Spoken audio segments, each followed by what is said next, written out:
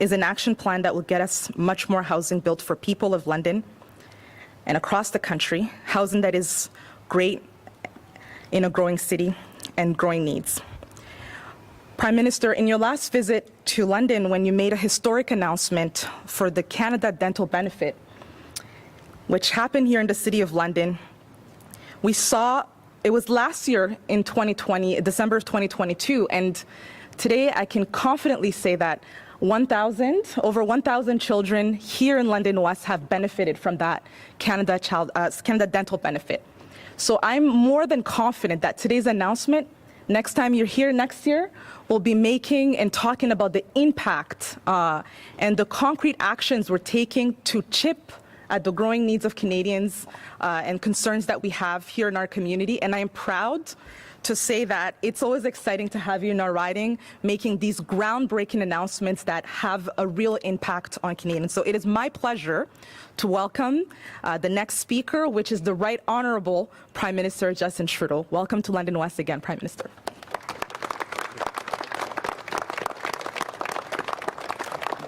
Merci Ariel.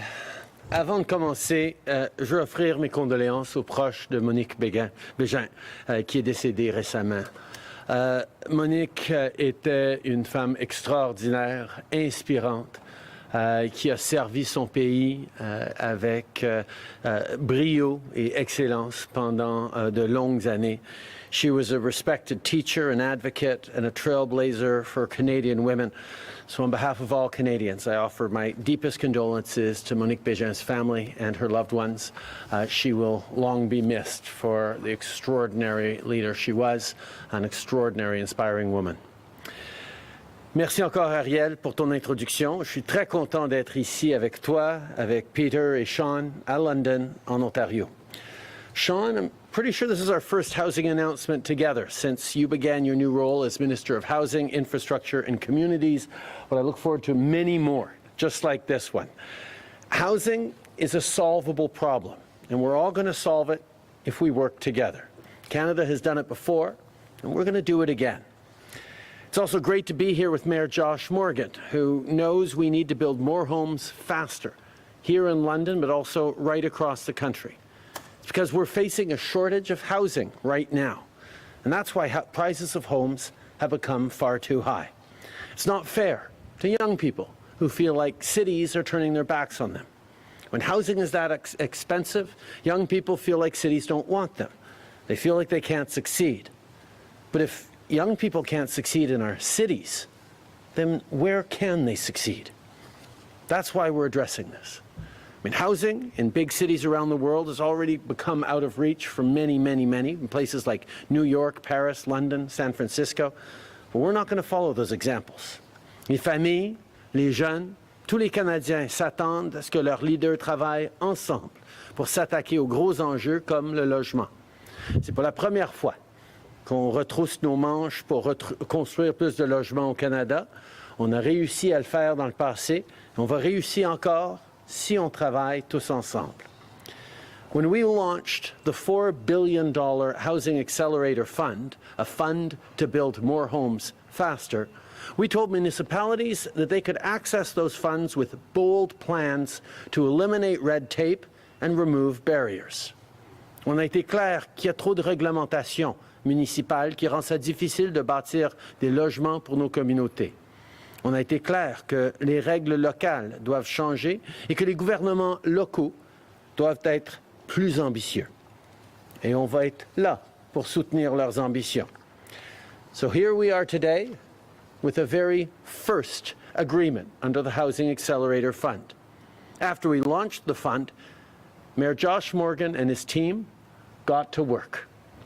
When we saw that Josh's plan was ambitious and serious, we said, okay, let's get him funding so he can fast-track the building of more housing here in London. Josh, the Accelerator Fund was created to build more homes faster. And of all the mayors across the country, you were the fastest to step up with an absolutely visionary proposal. We put out a framework of ambitious things we needed to see from municipalities in order to access this funding, to look at all the various barriers that are slowing down the construction of housing supply at a time when it's needed. And we asked the hardworking people at City Hall and in the mayor's offices to step up to see what were those barriers that we could eliminate, how we could get shovels in the ground faster, how we could get people into homes, particularly affordable homes, particularly homes near transit infrastructure, as quickly as possible. So based on Josh's success and the announcement we're making right now, I want to challenge other mayors right across the country to step up with their proposals too, so we can get building more homes, increasing supply, and lowering the prices for families. La promesse du Canada, c'est d'améliorer la qualité de vie à chaque génération. Ces temps-ci, le monde traverse un moment difficile. Plus que jamais, il faut continuer notre travail pour s'assurer que la promesse du Canada tienne. The promise of Canada. It's one that says that every generation gets to benefit from the hard work of the previous generation and succeed even more. Well, for far too many people, that promise of Canada seems under threat. And that's where Ariel and Peter and Sean and I and our entire team are focused on securing that promise of Canada. The promise that when you work hard, you can get ahead. That's what it's all about. We're focused on building more homes by working with all orders of government, with Indigenous communities, with labor, and with private and nonprofit partners, because that's what it'll take, everyone working together. I look forward to our caucus retreat this week to continue this work, and we'll have more to say very soon on our plan to make life and housing more affordable for Canadians. Canada is the very best country in the world. Let's keep working hard to make it even better. With that, I'm happy to pass it over to Sean Fraser. Sean.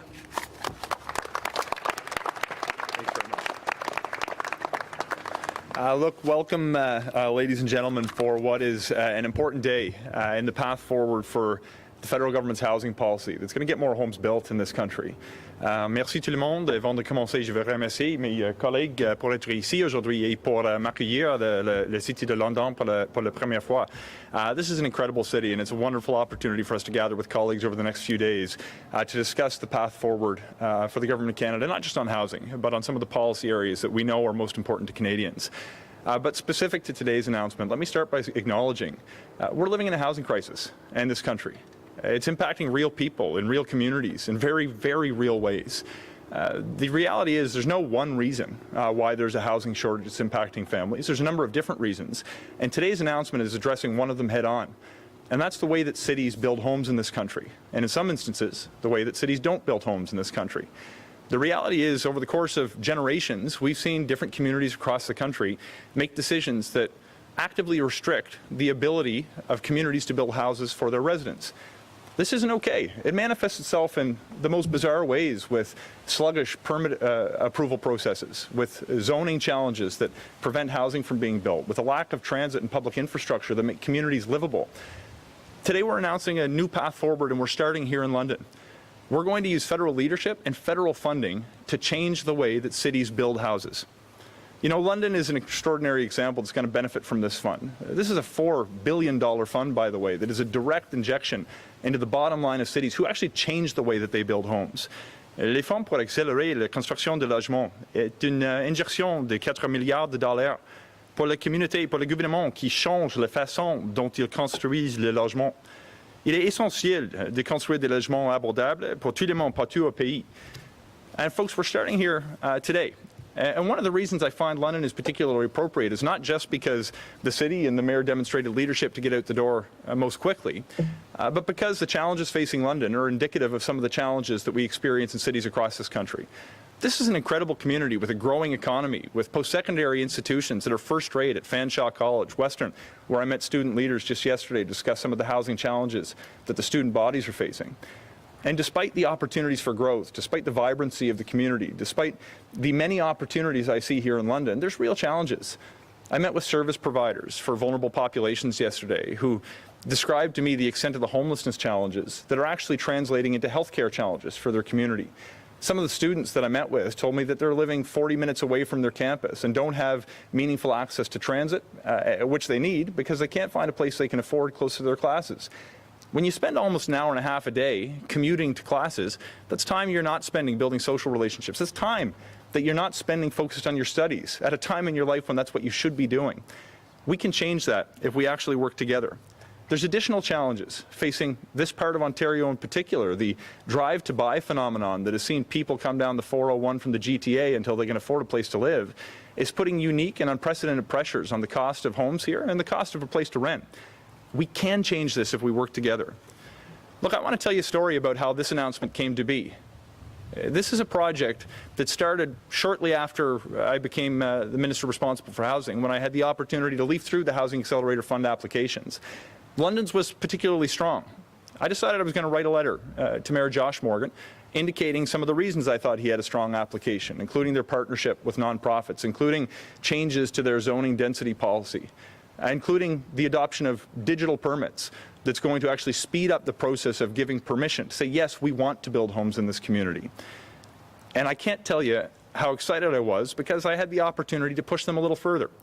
And I said, I like what you're trying to do, but I think we can do more if we work together.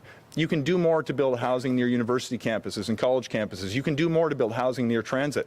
You can do more to legalize housing, because communities across this country, in many instances, make it illegal to build the kinds of homes that will solve the housing crisis. In particular, I asked the City Council and the Mayor to increase their ambition to allow people who own a piece of land in this city to build up to 4 units as of right without having changes to the way that they need to amend bylaws. It's something you can do. And I'll tell you, the Mayor's response probably led to the most optimistic moment I have had since I assumed this portfolio.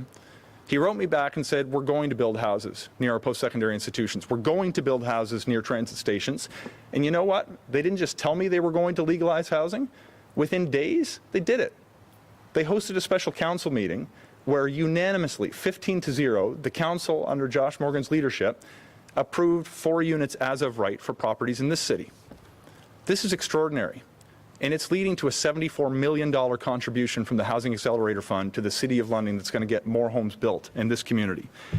Now, as much as I want to spend my time on the microphone saying thank you to the Mayor, and sincerely, Josh, thank you. Your leadership, it's so much bigger than London. This has national implications. But that's not my message today. My message is to every mayor, to every council, to every city, to every community in this country. If you want me to show up, if you want the federal government to show up with financial investments that will directly support your ability to build more homes, give us a reason. A new standard has been set and we have new expectations. We want you to build houses near transit. We want you to build houses near campuses. We want you to build houses so families can access the services that they need. And we want you to legalize housing. It's not too much to ask. By working together and having the federal government have a direct financial incentive to change the way that cities build houses, we can solve this aspect of the housing crisis. I want to say thank you in particular to the Mayor, but also to my colleagues. Peter Fragiskatos and Ariel Keabag are phenomenal local representatives. When I have the benefit of people who can educate me on the challenges and opportunities facing their community, it makes my job an awful lot easier. London is very, very lucky to have their representation. I'm very lucky to serve alongside them in the House of Commons. But if I could conclude with one message. Today isn't about $74 million. It's not just about municipal zoning changes. It's about thousands of families who are going to have a place to live that they might actually be able to afford. And it's about the model that we have created that is going to be replicated in the weeks and months ahead in cities right across Canada, big and small. Thank you so much. It's a pleasure to be with you. C'est un honneur d'être ici. It's my pleasure to introduce our next speaker, the Mayor of the City of London, Josh Morgan. Josh, please come to the microphone.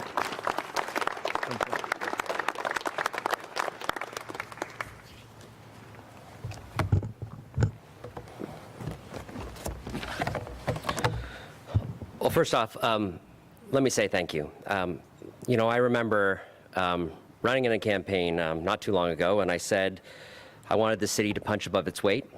I wanted the city to set an example for the rest of the country, and I can't say how much I appreciate the words that have just been said about the incredible work that we've been trying to do here in the city.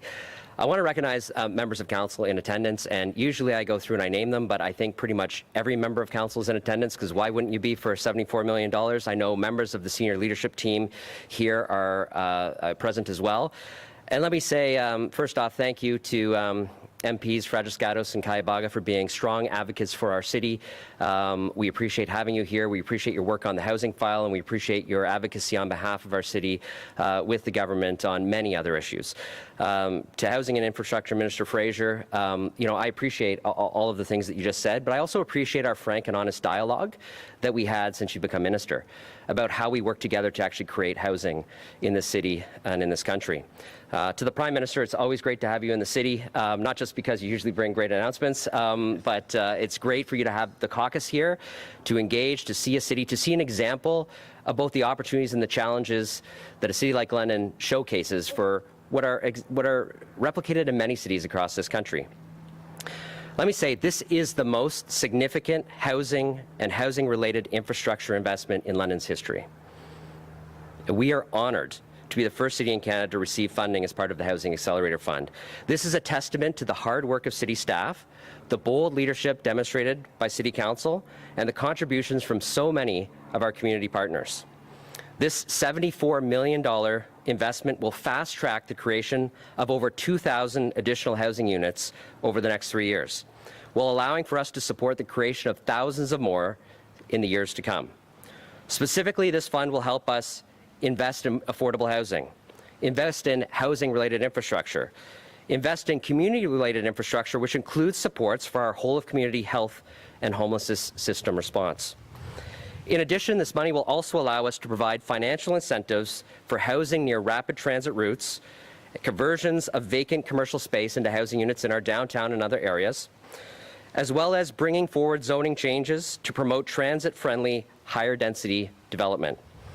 We'll also streamline and modernize the development and business approvals process. And as we toured the building behind me, and as we talk about the units and the millions of dollars, I want everybody to think about your home, the place that you get to go back to tonight after all this is over. That's a home. That's a place where you have dinner, where you have holidays, where you get dressed to go out for Halloween, where you cry, where you love, where you grow a family. This isn't just about $74 million and thousands of units. This is about creating homes for people in our city and people in our country.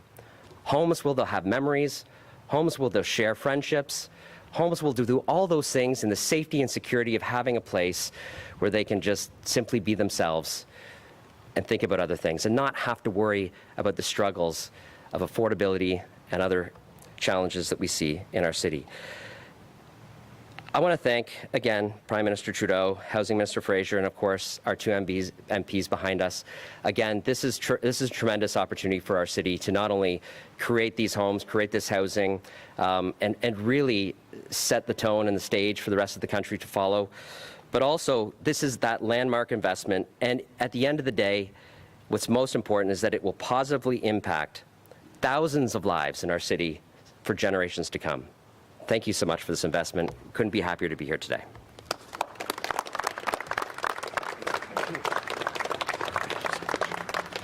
Oh, and of course I did something wrong. I'm supposed to introduce MP Peter Frajascatos, who will wrap up today's conference. Thank you very much. Super job. Mayor, you have done nothing wrong at all. You've done everything right. You put into sharp focus what's at stake here. And to you, to members of council, thank you very much for acting in the very bold way that you have, to city staff as well. This sets the standard, as Minister Fraser just said. To you, Minister Fraser, thank you very much. One of your first calls after becoming minister was to the City of London, was to myself and MP Kayabaga. Really appreciate what you and your team have helped to make possible today. And of course, Prime Minister, thank you for continuing to have the back of our community. Just down the road, as we all know, is St. Thomas, Volkswagen. Just down the road from there, Stellantis, thousands of direct and indirect jobs. But today, of course, is about housing and making this community more prosperous in that regard. With that said, I'm going to open it up to questions and answers now for media. Thank you very much.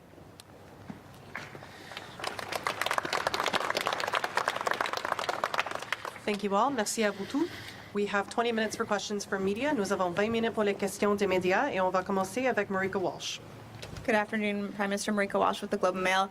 Your government's known for more than a year now, or about a year now, that the plans in place leave Canadians 3.5 million housing units short by 2030.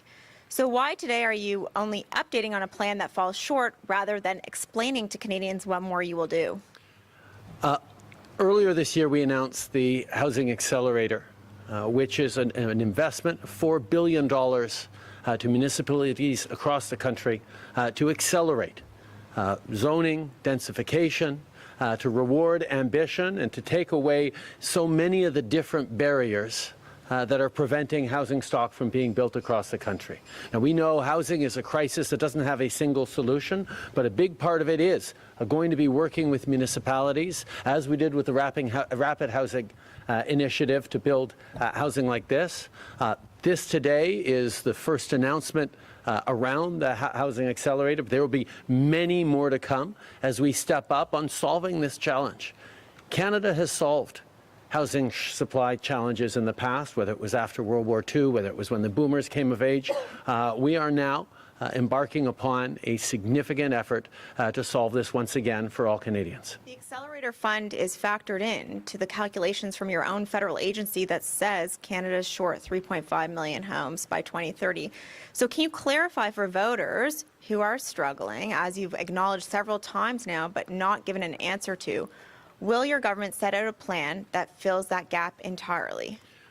We know that housing is a challenge, that the solution happens over years. And that's why we've been working over the past years to deliver both immediate housing through initiatives like the Rapid Housing Initiative, but also working with partners, municipal partners, provincial partners, private sector, public sector partners, to make sure we're doing everything we can to build more housing quickly. We'll, of course, have more to announce in the coming days, but the fact is that from the National Housing Strategy we put forward in 2017 to the work we're continuing to do with things like the Housing Accelerator and the Rapid Housing Initiative, we're there to respond to the challenge.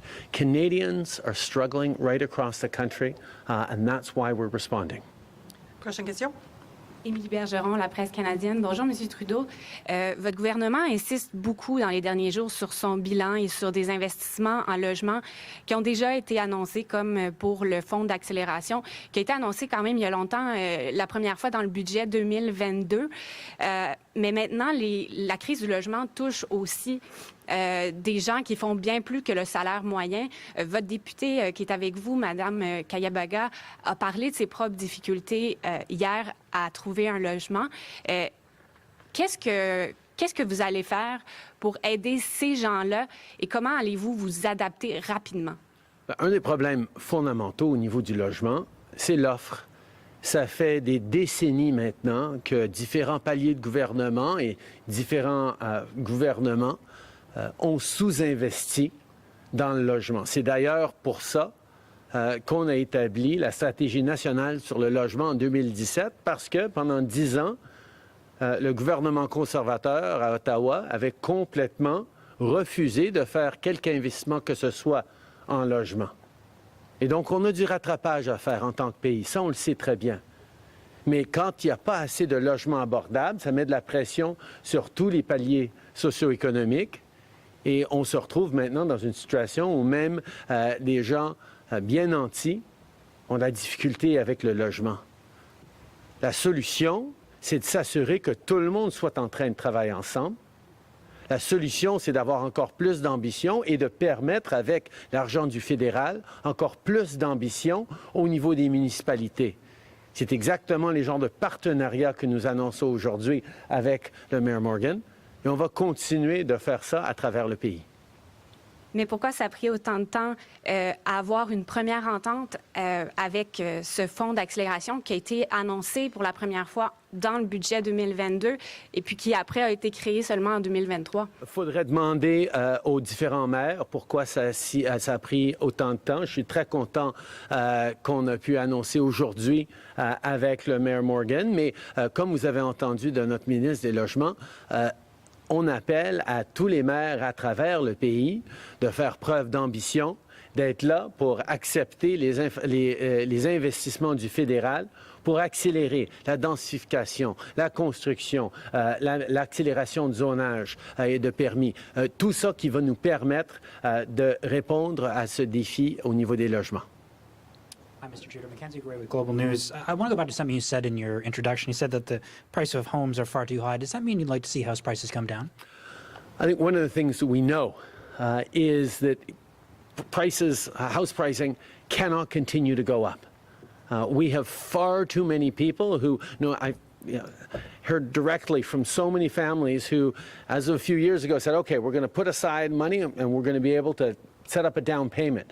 And a few years later, after working hard and setting money aside, they look to see where they are, they're going to be able to buy soon, and they are further away from buying a home than they were just a few years before because housing prices are going up so quickly. That's a problem of supply.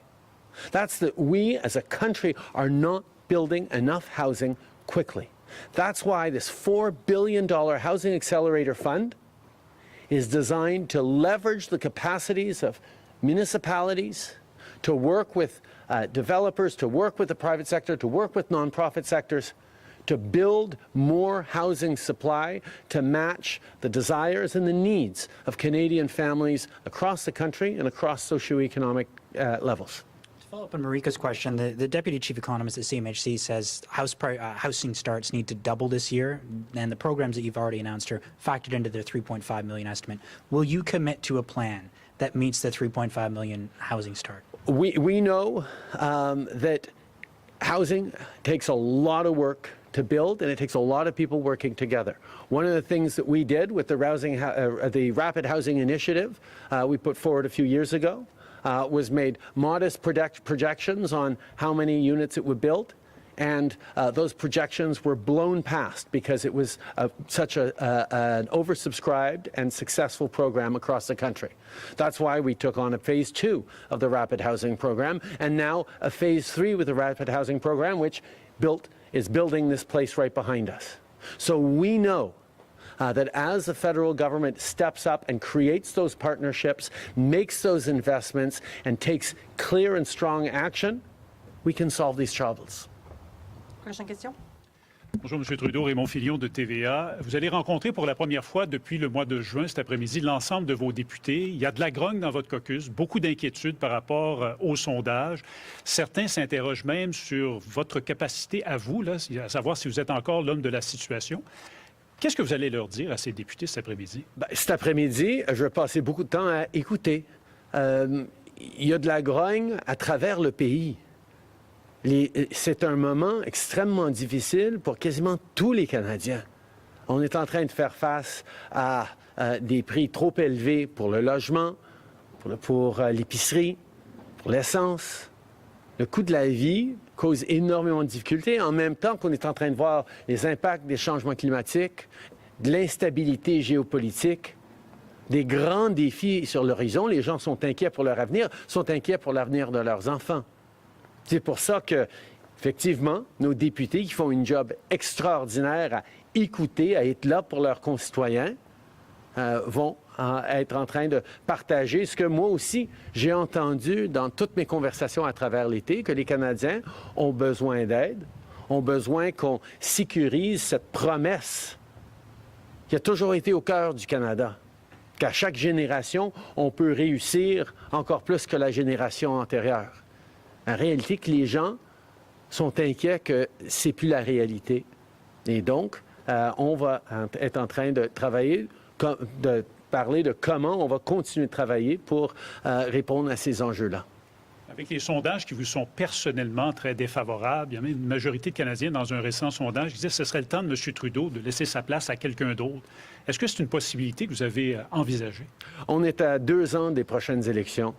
Moi, je continue à faire mon travail. Il y a beaucoup de travail important à faire pour livrer pour les Canadiens pendant ces moments difficiles. Et je reste enthousiaste et acharné par rapport à ce travail. Next question. Judy Trin with CTV News. The Housing Accelerator Fund was announced in the 2022 budget. Why did it take so long to come out with one announcement for one city? As you know, no one order of government can solve housing on its own. It takes all of us working together. We put forward the Housing Accelerator Fund so that municipalities, like the City of London, could step up with ambitious plans. And I'm really happy that Josh has. It doesn't surprise me that the City of London, that has always been a leader in so many different things, is stepping up at this. But I'm happy to turn it over to Sean Fraser, our Housing Minister, to talk further about the Housing Accelerator Fund, because I answered that question a little earlier. Sean. Sure. Thanks very much, Judy. And if you understand the way that this fund has come together, it's very clear that there was a path that brought us here today. So, of course, the fund was initially announced in the federal budget that you mentioned. After the actual funding was in place, we had to fill out the details of the policy. But importantly, we had to give communities an opportunity to build their plans because communities weren't necessarily expecting the federal government to put $4 billion in direct cash injections on the table that was going to allow them to densify their communities, to build the kind of infrastructure that would allow them to build more houses, to adopt new digital systems they may not have been thinking about before. One of the strengths of the fund is even before you get to the funding announcements, communities right across Canada have been thinking about how they can lead the way to build more homes in their own community. After communities had the opportunity to put their thoughts together, we rolled out an official application process, which recently came to a close. After the official process came to a close, we had the opportunity to compare some of the different plans, given the different levels of ambition that communities across Canada have demonstrated. So you should expect to see, after the first announcement has been made, not years go by before we roll this out in other communities, but literally over the next number of weeks and months, we're going to be making similar announcements that are going to have nuanced solutions that meet local challenges in communities in every region of this country. Thanks, Minister. I'd like to just give my second question to the Western Gazette reporter that's here. Wonderful. Thank you. Appreciate it. I'm Hannah Alper. I'm with the Western Gazette, and I was just wondering, you were talking about the promise of Canada, and while that's a reality for many Canadians, also not, especially for many students and peers like myself, we're scared for our future after graduation, not wondering if we're going and knowing if we're going to be able to get a house or apartment for decades after we graduate. So besides eliminating interest on Canada's student loans, what else are you planning on doing on helping students with housing and affordability? Well, as the first part, Hannah, we're making sure that you can see yourself in a home in the coming years. So many students are simply giving up on it, looking at what it might cost, looking at the amount of down payment, looking at the availability of housing and saying, yeah, there's no way I'm going to be able to buy a house in the neighborhood I grew up in. And that's not right. And that's exactly why we have decided to roll up our sleeves as aggressively as we have and put $4 billion on the table. Not $4 billion worth of hammers and nails and planks so we can build housing ourselves, but to multiply that $4 billion with the energy and the efforts of the municipalities and leaders across the country, provinces, partners in the private sector and the not-for-profit sector who will get busy building homes, making sure that the undersupply in our housing stock across this country is settled so that young people will be able to find affordable rental housing while they build up their down payments with things like the tax-free savings account that we put on so that they can put a down payment on a home as they begin to start a family. That's a dream that everyone in this country should have, and that's a dream that we're solving for with these kinds of initiatives putting forward. Thank you, Hannah. Oui, bonjour, M. Trudeau. Pour revenir sur la question de mon collègue Raymond qui parlait de la grogne au sein de votre caucus, vous avez répondu en parlant de la grogne des Canadiens, mais il est question de vos députés, des députés qui font des sorties anonymes dans les médias pour vous pousser, tenter de vous pousser vers la sortie, là, essentiellement. Qu'est-ce que vous leur répondez à ces députés-là? J'ai eu énormément de conversations avec des députés de mon équipe au cours des derniers mois, au cours de l'été, au cours des dernières semaines aussi. Et on a parlé franchement de tous les défis auxquels on fait face en tant que pays et comment on va les résoudre ensemble. Moi, je suis très content de pouvoir me rassembler ici avec eux pendant les prochains jours. On va avoir des conversations franches, mais on va aussi passer la plus grande partie de notre énergie pour parler de comment on va répondre aux besoins des Canadiens. Les gens ne veulent pas que les politiciens parlent d'eux-mêmes. Les gens veulent que les politiciens se concentrent sur leurs défis. C'est exactement ce qu'on va faire. Sur un autre sujet complètement, celui de la transformation de genre. Il y a les conservateurs en fin de semaine, la fin de semaine dernière, qui ont fait adopter une résolution pour interdire ça pour les mineurs. On en parle aussi à l'Assemblée nationale. En fait, c'est plus un débat sur les toilettes mixtes. Je voudrais savoir si, dans un premier temps, vous estimez qu'il faut encadrer la transformation de genre pour les mineurs. Puis, dans un deuxième temps, si vous pensez que ça prend un débat de société sur ces enjeux-là. Moi, la préoccupation que j'ai, c'est que depuis plusieurs années, on voit une augmentation des crimes de haine dans notre société. Ici à London, on ne peut que penser à la famille Afzal, qui ont été tués de façon horrible à cause de l'islamophobie. On voit des parades de la fierté à travers le pays qui ont besoin de plus de sécurité ou qui ont été annulées à cause de préoccupations au niveau de la violence. On est en train de vivre des situations où des jeunes de la communauté de LGBTQI+, font face à plus de crises de santé mentale, plus de dangers de suicide.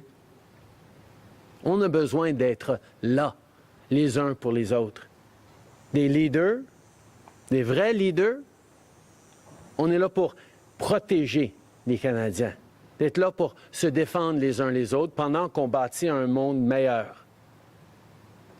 Toutes ces discussions qui visent à susciter de la division et même de la haine n'ont pas leur place au Canada. On doit être là pour écouter, on doit être là pour travailler ensemble, on doit être là pour défendre les droits de tout le monde pendant qu'on bâtit une économie qui fonctionne pour tous les Canadiens. Next question. Hi, Prime Minister. Al Sweeney from CHCH in Hamilton. To follow up your comment that housing prices can't go up, what do you consider affordable? The average price in Ontario now is put at $856,000 for a home. How much does that have to come down to be affordable? I think obviously our economy continues to grow. We have really good job numbers across the country. But Canadians, even as the economy is growing, even as salaries are going up, finding it harder and harder to buy homes, to find affordable rental stock. These are the things that we are addressing right now. Obviously, prices in downtown Toronto or even downtown Hamilton are going to be very different from prices in other parts of the country, but everywhere they're too high. That's why it's essential that everyone works together collaboratively. You need different orders of government, different groups from private sector to public sector and nonprofit to be working together to solve this challenge, and that's exactly what we're doing with the Housing Accelerator. Supplementary, this is housing and tax policy. Maybe the minister wants to weigh in on this. The principal residence exemption, this came up in the election last year. It's part of the formula that has pushed up housing prices with people using their homes as a tax-free investment. Any thought of eliminating or moderating the PRE? I'm actually happy to turn to the minister for that. Thanks very much. And look, maybe if I can take a crack at your first question too, before I supplement it with the second. It's really important that we don't just look at simplistic metrics about average home prices if we're actually going to solve the problem.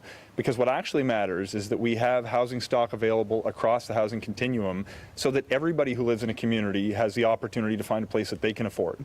So though the average may be very high, what's more important to me is that there's housing available for low-income families, there's housing available for middle-income families, and for everybody along the income spectrum.